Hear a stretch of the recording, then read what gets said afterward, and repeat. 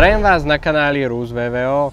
Dnes si ukážeme vec, ktorú nosím každý deň a bez ktorej v letnom a prechodnom období ani nevyjdem z domu. Ide o taktickú šiltovku od firmy Bars. Šiltovka sa vyrába v niekoľkých farebných prevedeniach. Ja osobne vlastním Oliva, čiernu a Cifra FSB. Cifra FSB momentálne už nie je dostupná, dúfam, že ju budú robiť, pretože začali v tejto farbe vyrábať aj Panamu. Dnes si ukážeme aj ostatné farebné prevedenia a povieme si, ako daná šiltovka vyzerá a čím je dobrá. Ak som už povedal, Bars vyrába túto šiltovku v niekoľkých farebných prevedeniach. Oliva, Moh, respektíve Atax, Izlom, čierna, Multicam, čierny Multicam, Cifra FSB a Python.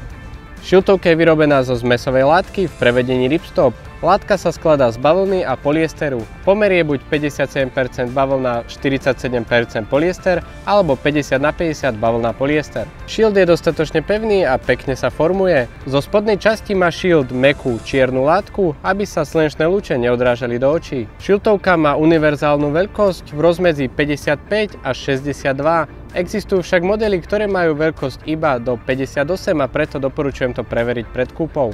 Zo zadnej strany má reguláciu na suchý zips. Vrchná časť šiltovky je zložená zo 6 častí, ide o klasický strih a na každej časti vidíme otvor pre odvetrávanie. Vo vrchnej časti sa nachádzajú 4 velcro panely zo suchého zipsu, jeden veľký vpredu, menší vzadu a na regulácii a taktiež z vrchnej časti. Panely môžu slúžiť na uchytenie našiviek, prípadne vrchný môže slúžiť ešte na fixáciu slúchadiel. Po obvode má šiltovka takéto lemovanie.